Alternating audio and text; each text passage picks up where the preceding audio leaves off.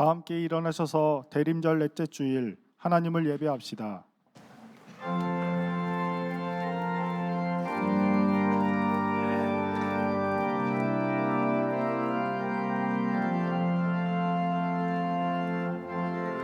지극히 높은 주님의 낮은 성소로 들어갑니다.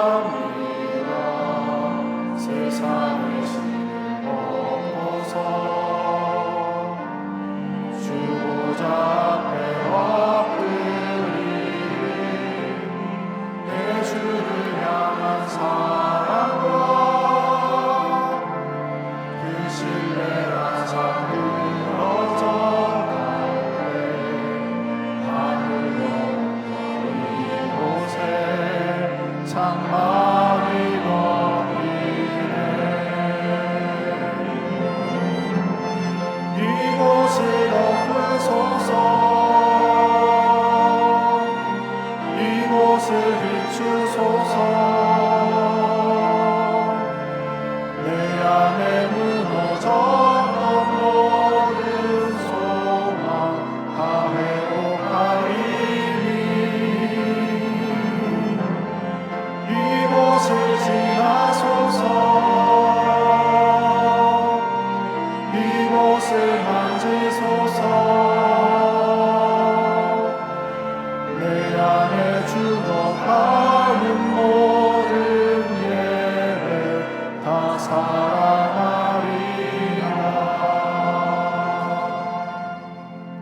나는 전능하신 아버지 하나님 천지의 창조주를 믿습니다. 나는 그의 유일하신 아들 우리 주 예수 그리스도를 믿습니다.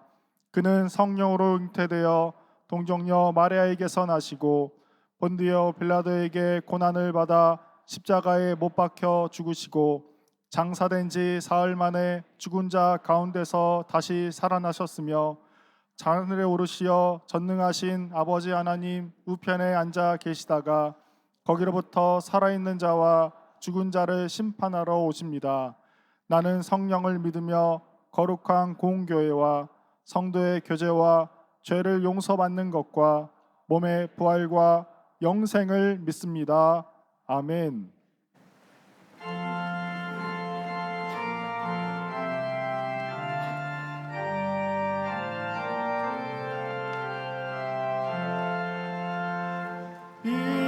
이새의 뿌리에서 새싹이 돋아나 예선지 노래대로 장미꽃 피었다.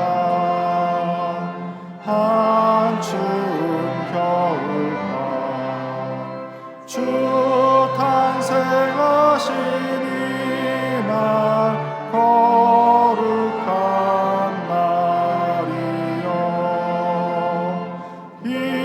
이사야의 언대로 어리신 우리 주 동정녀 마리아의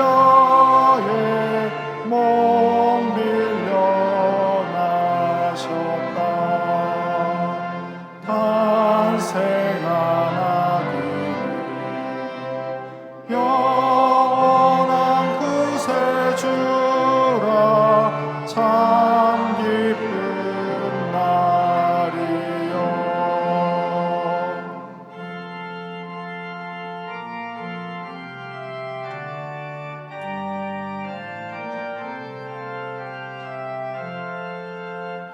그 부드러운 향기 온 하늘 채우고 그 영광 찬란한 빛 어둠을 쫓았다. 참신과 참사랑 우리를 구하셨다. 영광의 날이여.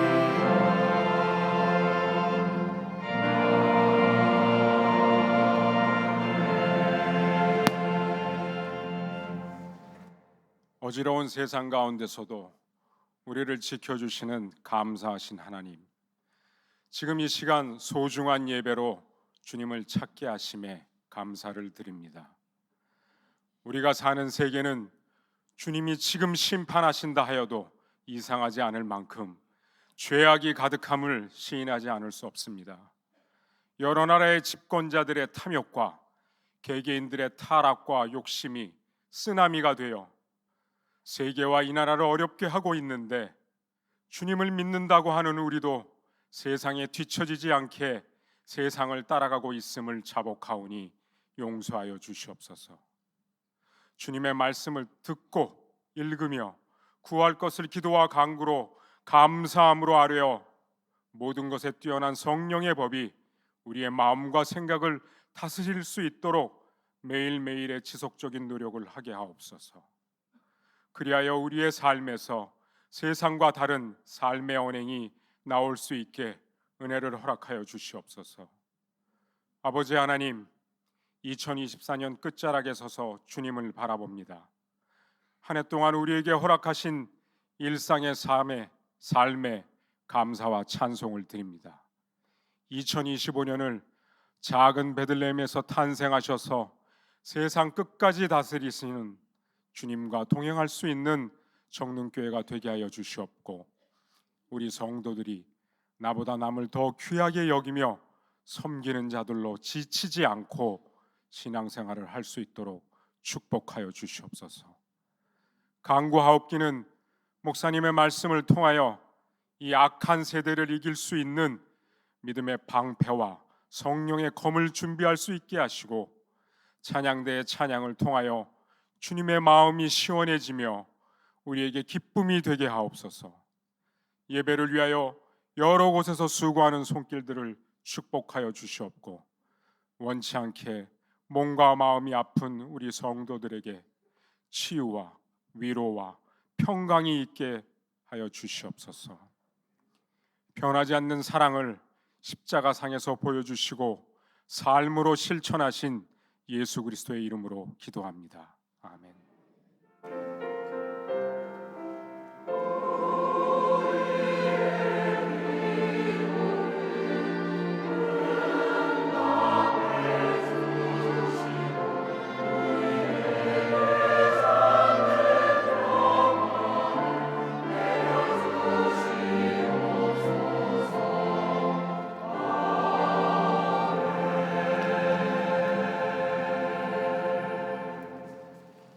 오늘 이 시간에는 우리 그동안 우리 교회에서 함께 섬기며 일생을 살아오신 우리 집사님들 명예 안수 집사, 명예 권사로 추대하는 순서를 가지고자 합니다. 제가 호명할 때 우리 자리에 일어서 주시면 고맙겠습니다. 명예 안수 집사님으로 추대받으시는 도영환 집사님, 윤명선 집사님, 이근성 집사님, 이종찬 집사님, 명예권사를 추대받으시는 공길구 집사님, 민동석 집사님, 송복래 집사님, 신이자 집사님, 이상 8분입니다. 우리 당회서기께서 추대사를 해 주시겠습니다. 윤명선, 이근성, 이종찬 씨를 명예 안수 집사로, 공길구, 민동석, 송복래, 신이자 씨를 명예 권사로 추대합니다. 네, 이제 제가 선포하겠습니다.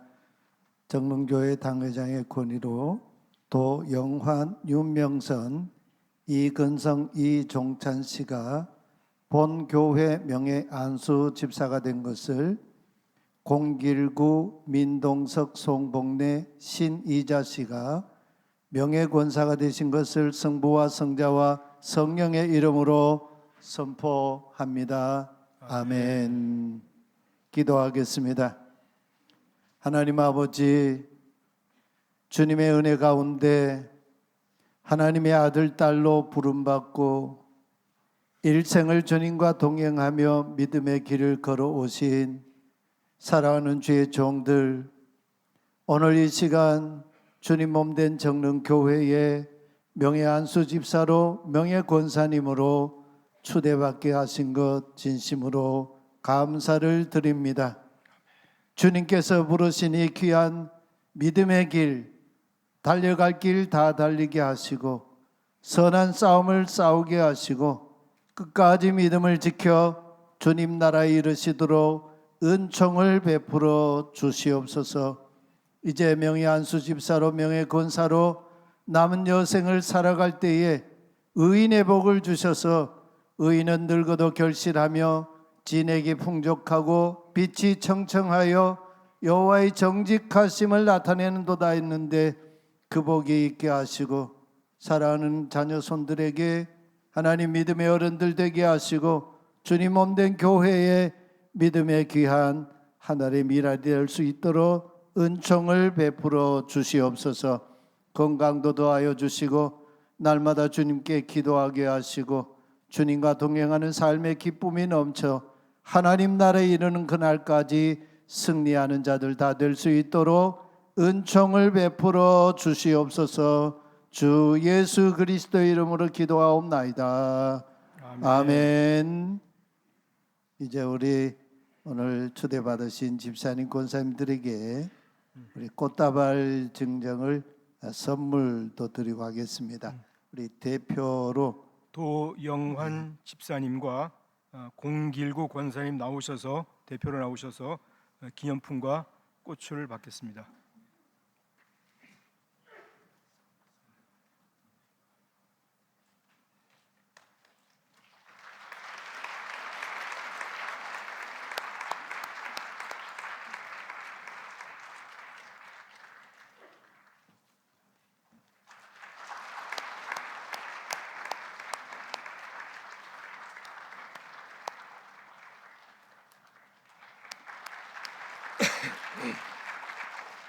네, 우리 집사님 권사님들 잠깐 다시 한번 일어서 주십시오.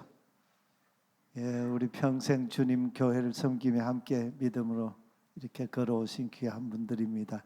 앞으로 남은 여생 우리 하나님께서 큰 은혜 베푸시길 바랍니다 하는 마음으로 다시 한번 큰 박수 해 주십시오.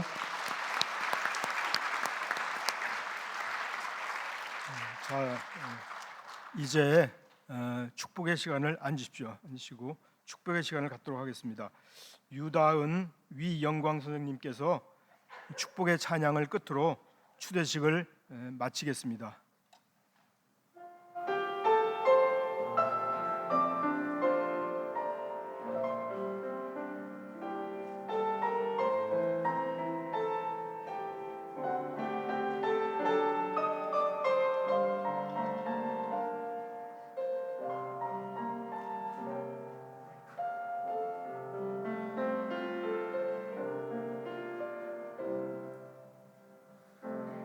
나의 눈가에 주름이 지고 눈물이 많아졌습니다. 잠시 눈 감고 뜬 것 같은데 어느새 여기 있습니다. 가슴 아픈 날도 많았었고 기쁜 날도 있었습니다. 짧은 여정을 뒤돌아보니 하나님의 은혜입니다. 지금까지 나의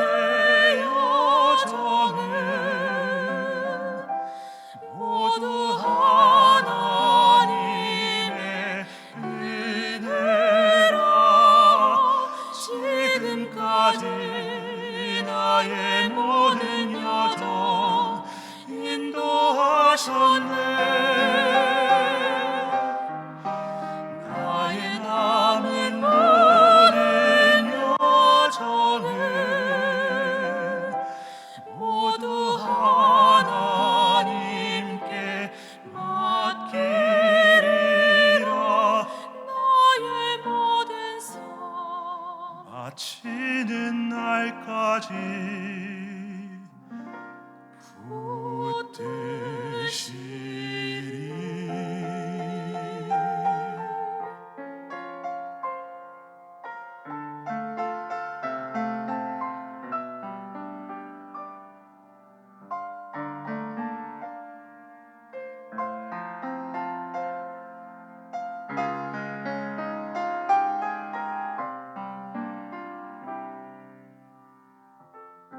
가슴 아픈 날도 많았었고 기쁜 날도 있었습니다. 짧은 여정은 뒤돌아보니 하나님의 은혜입니다. 지금까지 나의 여정은 모두 하나님의 은혜라. 지금까지 나의 모든 여정 인도하셨네. 나의 남은 모든 여정을 모두 하나님께 맡기리라. 나의 모든 삶 마치는 날까지 붙드시리.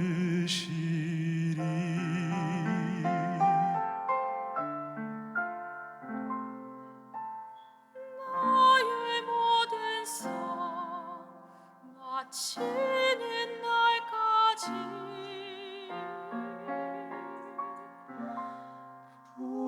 붙드시리.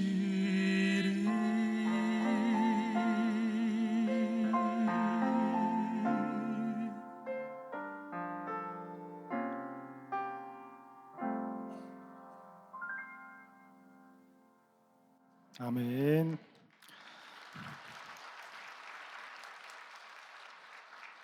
오늘 예배에 오신 모든 성도님들 진심으로 환영하고 축복합니다. 전후 좌우에 계신 분들과 주님은 우리의 평화, 세상의 평화이십니다 하시며 인사 나누시겠습니다.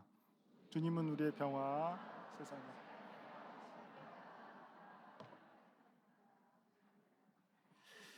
네, 오늘 우리 집사님 권사님도 초대하게 되고 또 오늘 새로 부임하는 우리 목회자 한 분을 우리 인사하도록 하겠습니다.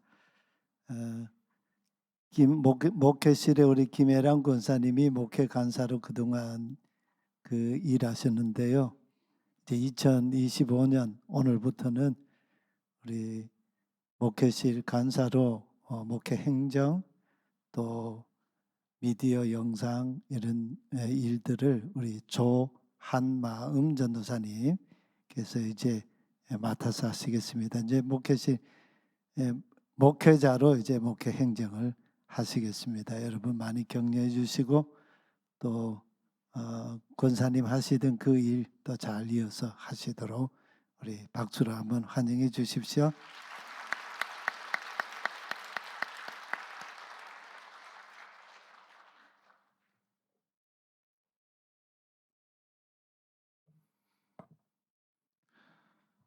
성탄 축하 예배가 수요일 오전 9시 30분과 11시 30분에 있습니다. 온 가족이 함께 나와 성탄하신 예수님을 경배하고 예물 드려 축하하십시다. 11시 30분에는 유아 세례 성례가 있습니다. 성탄 헌금은 전액 예수님의 성탄과 복음을 위한 선교 사업에 사용합니다. 다음 세대를 위한 기도회가 27일 오후 8시 본당에서 있습니다. 송구 영신 예배가 31일 화요일 오후 11시에 있습니다. 이번 주 화요일 오전 10시 30분 베델 1실에서 사랑 나눔이 있습니다. 지역 어르신을 섬기는 사역에 많은 관심과 참여 부탁드립니다. 다음 주일 2부 예배 시간에는 안수집사 권사 은퇴식이 있습니다. 2층 로비에 예가 팝업 스토어가 열렸습니다. 기부금 납입 증명서가 필요하신 분은 내년 1월 5일부터 행정실에 신청해 주십시오. 그 외 교회 소식과 모임은 주보를 참조하시기 바랍니다. 별세 소식입니다. 4교구 기름 2구역 이태선 안수집사님, 김영미 씨 권사님의 부친 되시는 고 이봉래 성도님 장례했습니다. 유가족 3부 예배 참석하십니다. 슬픈 당한 유가족을 위해 기도해 주십시오.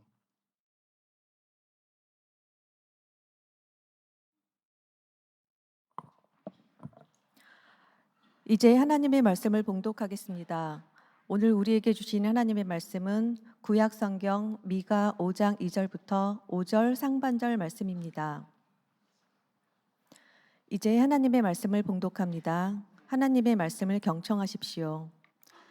베들레헴 에브라다야, 너는 유다 족속 중에 작을지라도 이스라엘을 다스리는 자가 내게서 내게로 나올 것이라. 그의 근본은 상고에 영원에 있느니라. 그러므로 여인이 해산하기까지 그들을 붙여 두시겠고 그 후에는 그의 형제 가운데에 남은 자가 이스라엘 자손에게로 돌아오리니 그가 여호와의 능력과 그의 하나님 여호와의 이름의 위엄을 의지하고 서서 목축하니 그들이 거주할 것이라. 이제 그가 창대하여 땅 끝까지 미치리라. 이 사람은 평강이 될 것이라. 아멘.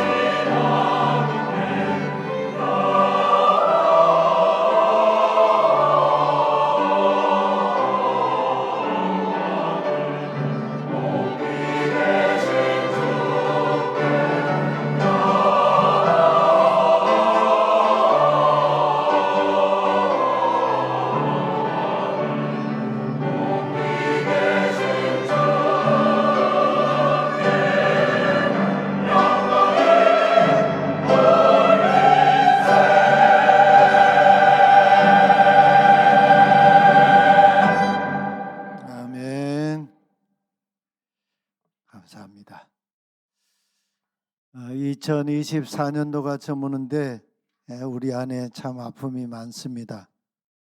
3년 동안 지속되고 있는 러우 전쟁의 뜻밖의 변수로 북한군이 군대가 파병이 됐습니다. 참 느닷없이 대통령이 비상계엄령 발동 여파로 지금 전국도 참 어지럽습니다. 우리 사회 이념적인 갈등이 말기 암과 같은 그런 상황에 지금 와 있지 않는가 참 우려를 하고 있습니다. 이런 것들이 어찌 갑자기 생겨난 일이겠습니까? 여러분, 우리나라를 의의 길로 이끌 지도자가 어디에서부터 나온다고 생각하십니까? 거대한 번영의 시대에 한 예언자가 등장했습니다. 그는 미가야라는 인물이었습니다. 누가 야훼와 같으신가? 예루살렘 남서쪽 약 35km 지점 떨어진 그 셰펠라 지역, 평지 지역 모레셋이라고 하는 지역 출신인데, 이 미가야는 우시아의 아들인 요담 왕 통치 말기에부터 예언을 해서 아하스 왕을 거치고 그리고 히스기야 왕이 즉위해서 초기 몇 년 동안 약 한 20년, 길면 한 25년 정도 남유다와 북이스라엘에 예언한 그런 선지자입니다. 미가가 예언할 때 북이스라엘은 최전성기인 여로보암 2세 때였습니다. 유다도 우시야 왕 통치 때부터 나라가 아주 부유해지고 그리고 군사력도 아주 강대해졌습니다. 이 시기부터 남북 왕조에 부호들이 등장하기 시작했습니다. 우리나라 같으면 빈국의 그런 이 해방 후 또 6.25 전쟁 이후 세계에서 가장 빈국 중에 그런 한 나라였지 않습니까? 그러다가 우리나라에 기업들이 등장했죠. 삼성그룹, 현대그룹, LG, SK 등 이런 기업들이 등장하면서 나라의 경제를 견인했습니다. 남북 왕조의 부호들이 등장했습니다. 그 시대는 다윗, 솔로몬 왕조의 버금가는 그런 이 번영기였습니다.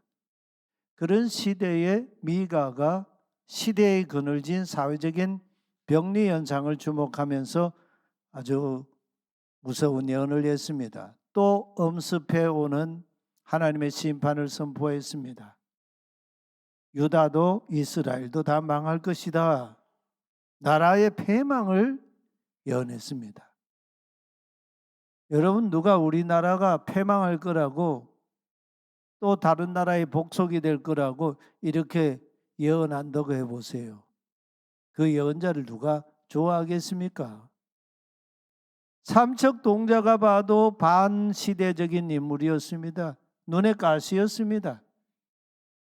오늘 본문 미가 5장 2절 바로 앞부분 1절에도 패망을 예언하고 있어요. 딸 예루살렘아, 딸 군대야. 군대는 이 예루살렘을 가리키는 말이죠. 그리고 시점을 콕 짚어가지고 지금은 희생당할 준비, 최악의 상황을 맞을 준비를 하라 했습니다. 얼마나 무서운 그런 이 예언입니까? 너를 포위한 그들은 이스라엘 왕 시드기야를 욕보일 것이다. 동네 북처럼 왕을 두들겨 팰 것이다. 이렇게 예언을 했습니다. 그리고는 2절에 와서 베들레헴에서 이스라엘을 다스리는 자가 나올 것이다. 이렇게 예언합니다. 우리는 반문하지 않을 수가 없어요. 미가가 이 예언을 하기 전까지는 이스라엘을 다스리는 자가 베들레헴에서 나온다고 생각한 사람이 누가 있었겠습니까? 왜 변방도시 베들레헴에서 이스라엘의 다스리는 자가 나온다고 하는가? 어떻게 생각이 되십니까? 미가가 이스라엘의 다스리는 자가 베들레헴에서 나올 것이라고 한 이 예언은 다스리는 자가 아무 때나 그냥 불쑥 나타난다는 그런 의미일까요? 이 약속은 숱한 인고의 역사적 파고를 넘은 뒤에야 이루어지는 그런 말씀을 지금 미가가 예언하고 있습니다. 이스라엘의 다스리는 자가 나타날 때까지는 하나님의 백성들이 거쳐야 하는 상상을 초월하는 인고의 시간이 거기에 응축되어 있다는 거죠. 그러나 이스라엘 다스리는 자가 오시는 그날이 되면 모든 상황이 달라진다고 말씀합니다. 다리 저는 자들을 모으시고 나면서부터 안진뱅이 자들에게도 가서 그를 일으켜 주시고 쫓겨난 자 하나님께서 환난받게 한 자들을 다시 모아 들이시고 발 저는 자를 하나님의 남은 백성이 되게 하신다. 멀리 쫓겨났던 자들을 모아서 강한 나라가 되게 하신다. 하나님의 포부가 아주 대단하셔요. 시온산에 다스리는 자가 오는 그날부터 영원까지 그들을 다스리신다고 말씀합니다. 이렇게 하나님께서 다스리시는 그날이 그냥 저절로 그냥 갑자기 오는 것일까요? 이 대목에서 예언자 미가는 아주 의미심장한 그런 예언의 말씀을 쏟아내고 있어요. 해산하는 여인의 고통이라는 말을 쓰고 있어요. 한 번도 아니고 여러 번 동안. 오늘 본문 바로 앞장 4장에 보면요. 해산하는 여인의 고통. 이것이 지나간 뒤에 이스라엘 다스리는 자가 베들레헴에서 나온다는 말씀이에요. 하나님께서 딸 예루살렘에 다스리는 자를 보내시고 이스라엘을 구원하시는 그때는 해산하는 여인의 고통이 있은 뒤에 온다 합니다. 미가의 예언대로 주전 701년에 아수르 왕 사네립이 유다의 그 셰펠라 지역에 아주 중요한 이 군사 요충지 라기스를 점령을 했습니다. 지금 그 지역이 이제 막 발굴도 하고 있고 그러는데 거기에 유다의 그 굉장한 유적들이 거기 있거든요. 라기스를 점령했습니다. 거기서 내친 김에 예루살렘으로 바로 진격해가지고 예루살렘 복속시키려고 했습니다. 그때 딸 예루살렘은요, 해산하는 여인과 같은 고통을 겪으면서 하나님께 부르짖었어요. 하나님이 그때는 히스기야 왕 초기인데 하나님이 히스기야 왕과 부르짖는 자들의 기도를 들으시고 예루살렘을 구원해 주시죠. 사네립이 조공을 받고 퇴각했습니다. 근데 이 아수르 군대는요 아주 잔악했습니다. 공병대가 성벽을 파쇄했고 그 공격이 그냥 무시무시했습니다. 또 심리전에 아주 능했습니다. 군인들을 잡아서 사람들 잡아서 장대에 매달았습니다. 죽여가지고요. 그리고 머리만 그냥 잘라가지고 그냥 보여주고요. 그리고 사람을 산채로 이 가죽을 벗겨가지고 피가 철철 나는 그 사람을요 그냥 백성들에게 막 보여주는 거예요. 얼마나 잔인합니까? 그러다가 유다는 결국 아수르 제국을 넘어 바벨론이 세계를 제패했을 때 주전 586년에 느부갓네살 왕에게 항복하면서 완전히 나라가 패망해버리죠. 나라가 완전히 망해버렸습니다. 이스라엘이 당하는 이 해산하는 여인의 고통 뒤에는 하나님의 손이 작동하고 있었어요. 하나님이 그 모든 역사를 다 하나님이 컨트롤하고 계신 거죠. 기독교 역사적으로 볼 때에 17세기 이전까지는 기복신앙이라는 게 그런 말도 없었고요. 그런 게 없었어요. 종교개혁 이후에 그리스도인들은 거룩한 이민자, 이 땅에서 나그네다 외국인이다 이런 정체성을 가지고 살아가는 그 신앙 가치보다는 이 땅에서의 삶을 긍정적으로 보기 시작했습니다. 그러면서 18세기에 들어와서 그리스도인들이 이 땅에서의 행복 가치를 긍정적으로 여기는 기복주의 신앙이 팽배해지기 시작했습니다. 그 18세기부터 그런 현상이 두드러졌어요. 엄청난 가치 변동이 일어난 거죠.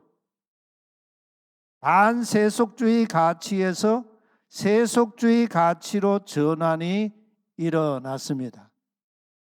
기독교 안에서 말이죠. 영생의 가치보다 이 땅에서의 행복 가치를 더 중요하게 여겼습니다. 우리는 그렇지 않습니까?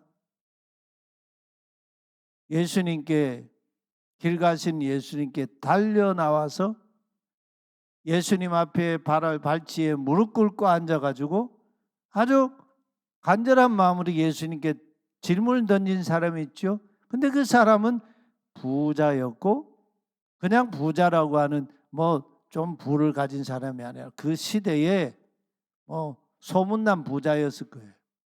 그리고 관원이었다 그랬어요. 사내들인 공회원 아주 높은 지위에 있고 그리고 나이도 젊었어요. 이 사람이 던진 질문이 뭐냐면 선생님 어떻게 하면 제가 영생을 얻겠습니까?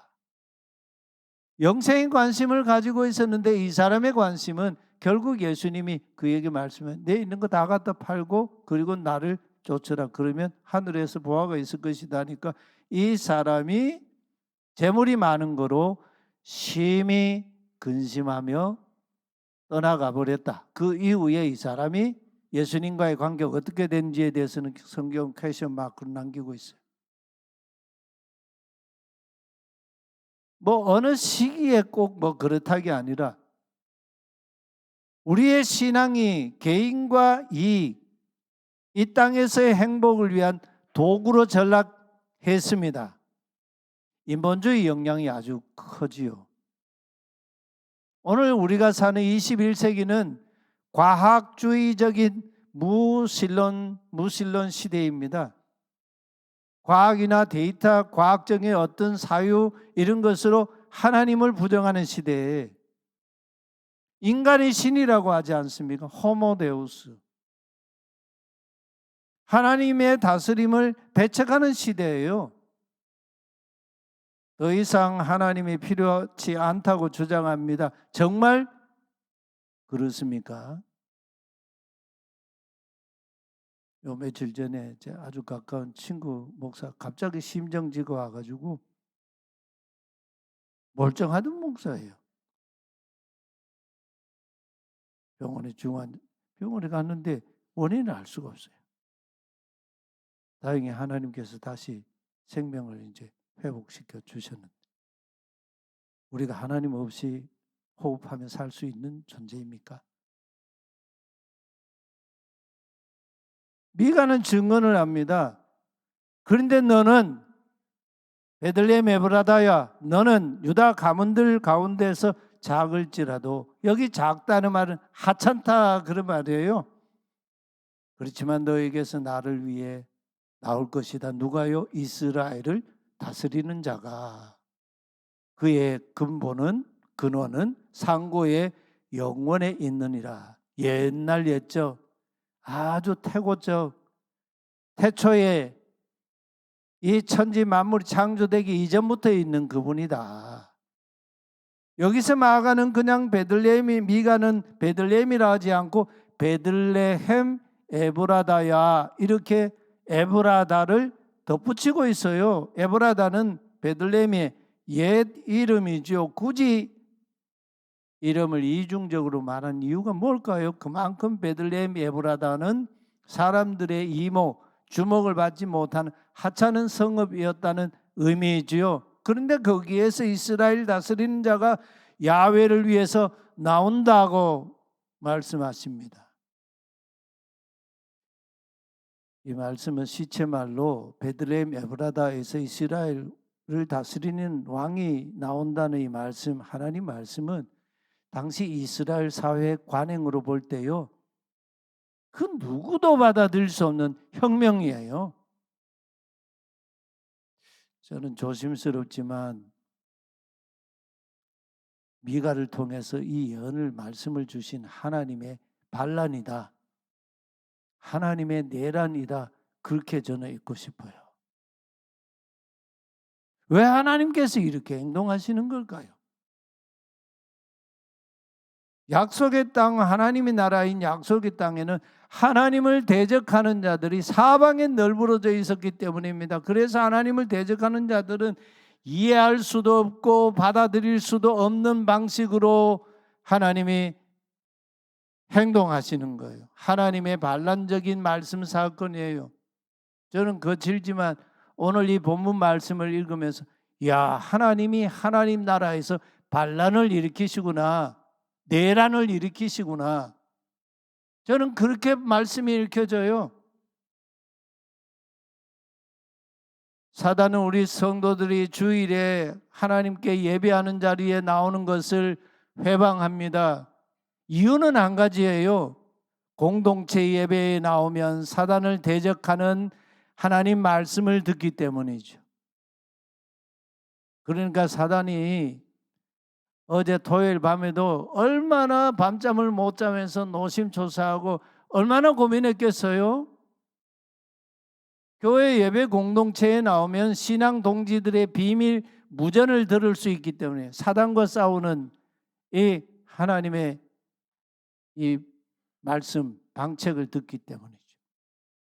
그래서 사단은 할 수만 있으면 무슨 수를 써서라도 우리를 주일 예배 공동체에 나가지 못하도록 노심초사합니다. 아마 지난 간밤에도요, 한숨 안 자고 우리 마음을 어떻게 하면 낚을까 하고 그랬을 겁니다. 하나님이 왜 필요해?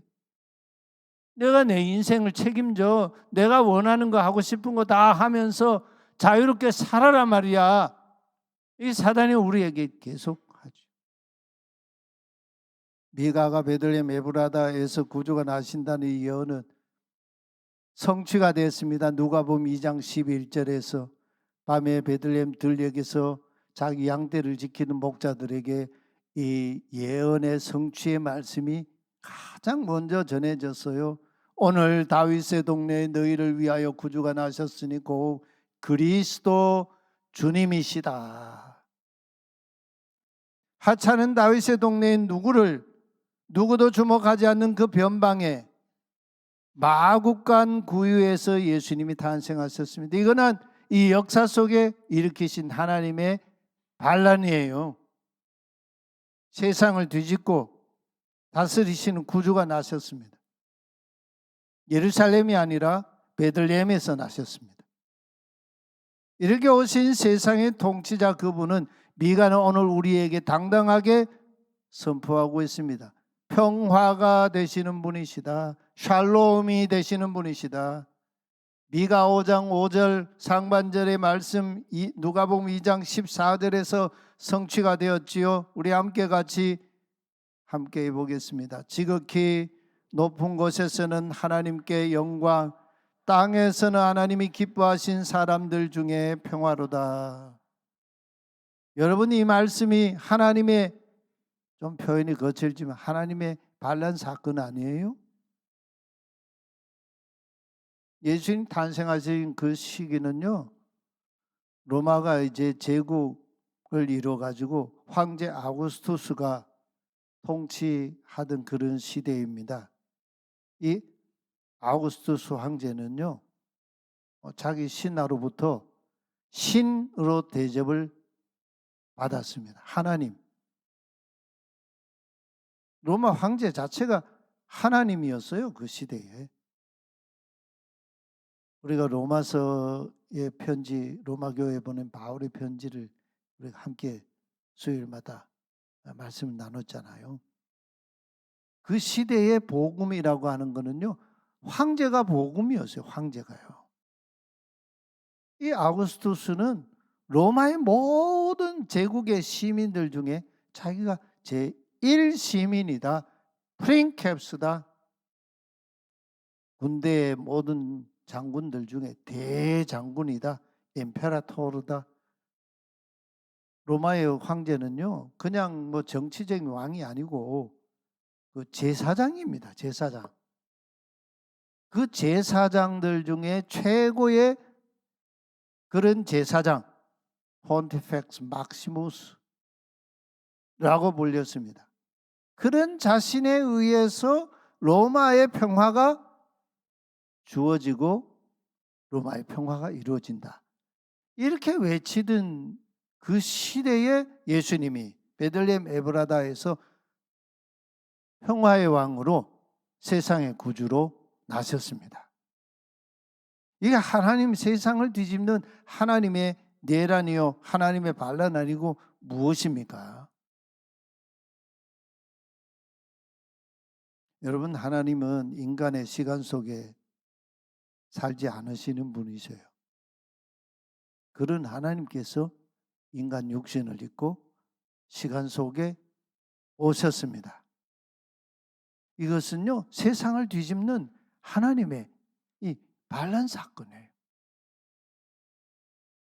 하나님도 우리처럼 우리 인생에 과거가 있고 현재가 있고 미래가 있듯이 하나님도 과거, 현재, 미래로 이렇게 이동하시면서 역사 속에서 활동하시는 그런 하나님이신가? 우리는 그런 생각을 가지고 있지요. 인간이 볼 때는 그렇게 보이기도 해요. 저 그림은요, 그 C.S. 루이스의 그 순전한 기독교라는 책이 있는데 그 책에 나오는 루이스의 얘기를 제가 그림으로 그려봤어요. 우리 가운데 보면 인간의 시간은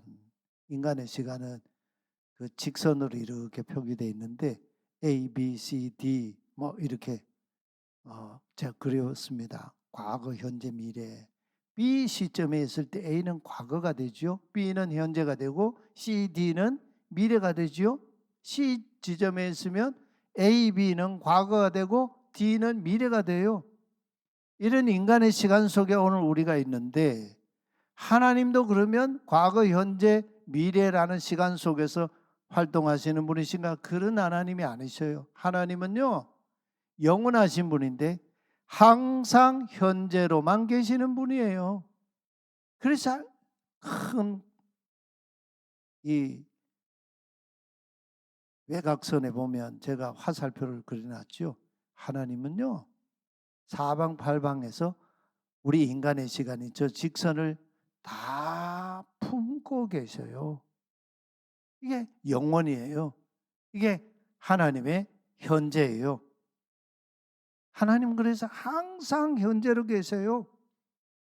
인간의 시간은 A, B, C, D로 이동하지만 그래서 과거도 생기고 현재도 있고 미래도 생기지만 하나님은 인간의 시간이 흐르는 직선을 사방팔방에서 다 품고 계십니다. 그래서 2000년 전에 오신 메시아 예수님은 21세기 오늘 저와 여러분도 모두 현재로 다 끌어안고 계시는 분이에요. 그래서 성경에 보면 아브라함의 하나님, 이삭의 하나님, 야곱의 하나님 이렇게 이스라엘 백성도 부르잖아요. 사실 이것은요, 모순이에요. 모순. 논리 모순이에요. 하나님 이삭의 입장에서 보면 아브라함의 하나님은 이삭의 입장에는 우리 아버지 아브라함의 하나님이라고 이렇게 불러야 되는 거 아니에요? 그런데 하나님은 그렇지 않아요. 야곱 입장에서 보면 아브라함은 할아버지지 않습니까? 우리 할아버지 아브라함의 하나님, 우리 아버지 이삭의 하나님, 그리고 나의 하나님, 이 시차가 생기잖아요. 근데 그게 아니에요. 아브라함과 이삭과 야곱의 하나님. 그러면서 온 세상 만유를 통치하십니다. 우리에게는 미래의 시간이지만 주님은 여전히 오늘 지금 현재 다시 오신 하나님으로 우리와 함께 계세요.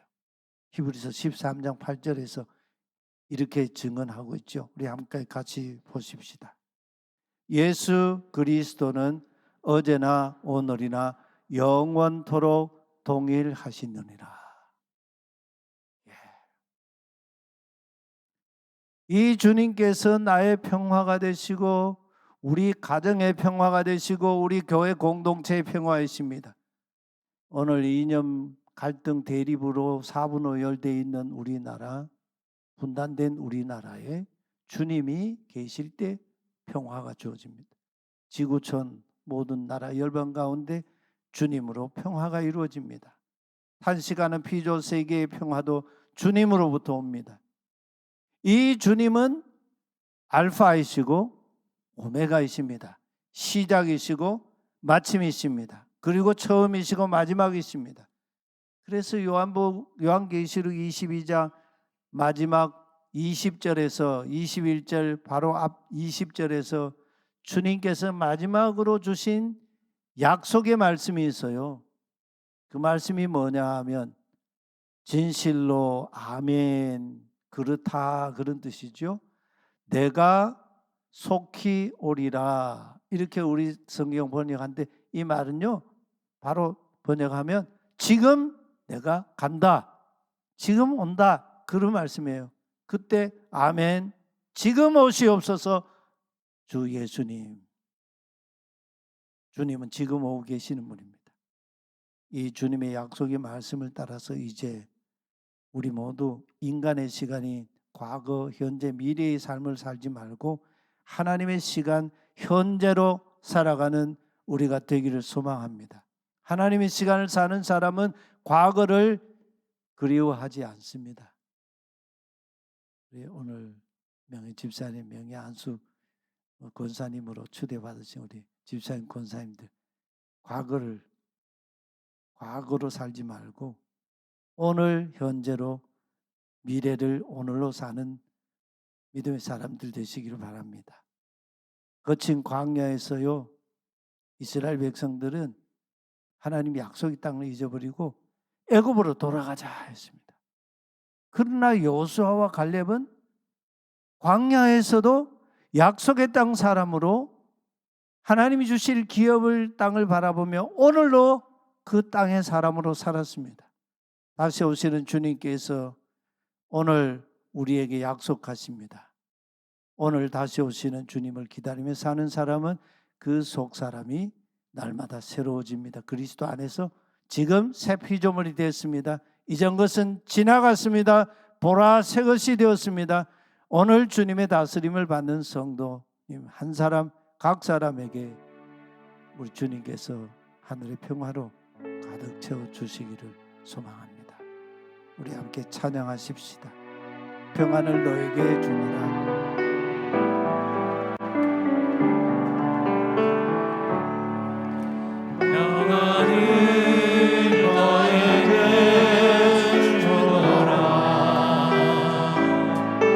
세상이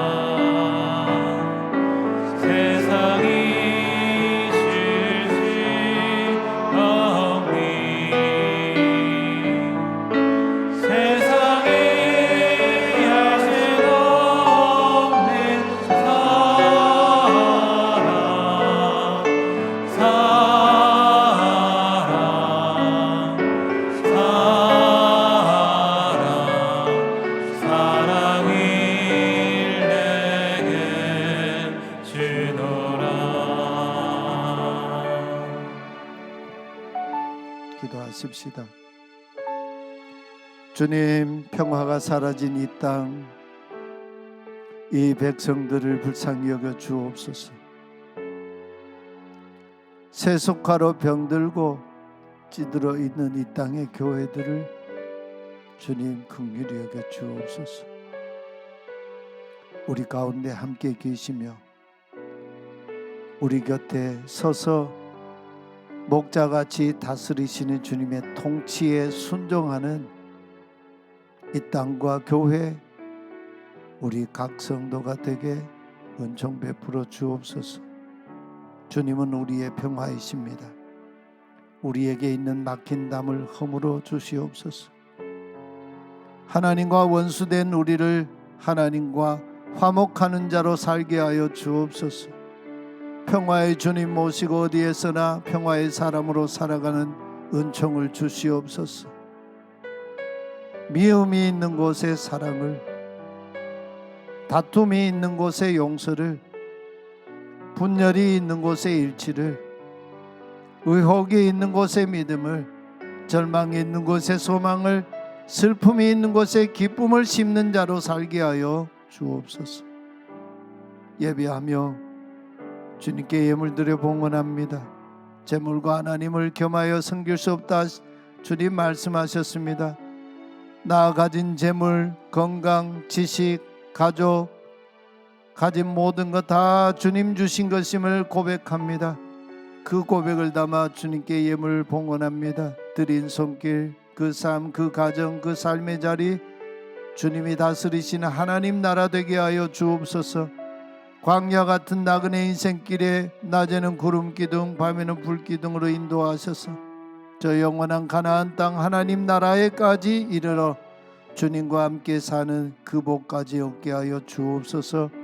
평화의 왕으로 다시 오실 거룩하신 예수님 이름으로 기도하옵나이다. 아멘. 우리 다 함께 일어나서 파송의 찬송을 부르겠습니다.